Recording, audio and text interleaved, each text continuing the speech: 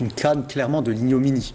Je me suis permis d'aller sur les réseaux sociaux pour lire et constater de visu les commentaires des Africains, des peuples africains concernant l'organisation catastrophique, l'arbitrage complètement scandaleux.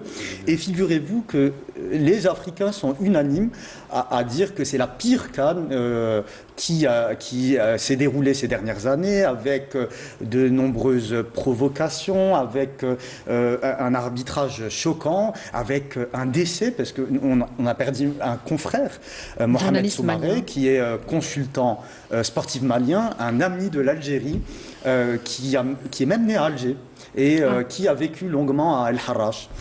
Il a perdu la vie dans des circonstances très troublantes. Effectivement. Et alors que son parcours au cours de la CAN était connu pour une critique acerbe de l'arbitrage et des conditions d'organisation de ce tournoi qui est tout sauf fair play.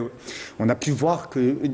Selon vous, il aurait pu peut-être être victime de... Mais clairement, quand on voit que le régime féodal marocain emprisonne un jeune Algérien qui a la vingtaine, en l'occurrence Raouf Belkacemi, pour une blague. Il risque jusqu'à 2 ans de prison.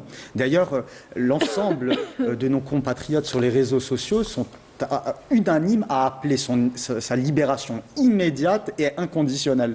Donc, ce régime colonial, féodal, qui est connu pour ses multiples trahisons au cours de l'histoire, est capable de tout.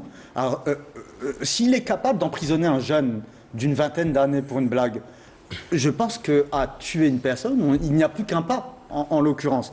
À cela s'ajoute aussi les critiques multiformes des joueurs. La dernière en date, c'est Osayi Samuel, qui est ce joueur de l'équipe du Nigeria et qui parle d'un arbitrage scandaleux. Il y a également particulièrement les arbitrages des rencontres qui impliquent le Maroc. Le Maroc. Imaginez-vous que l'équipe marocaine a bénéficié 5 fois durant du même assesseur sportif, qui est le Congolais Louzaya. C'est totalement lunaire. Au même moment, des pénaltys qui ne sont ni accordés à l'équipe d'Algérie, ni accordés à l'équipe du Cameroun, des fautes imaginaires qui ne sont pas sifflées. D'ailleurs, il y a de nombreux spécialistes du football, d'autres journalistes sportifs. J'ai en tête Grégory Schneider, qui est ce journaliste du quotidien français Libération, qui parle de services commandés par rapport à l'arbitrage. Il dit même qu'il faudrait gagner du temps et pas épuiser les joueurs et donner directement la Coupe d'Afrique des Nations au Maroc. Oui.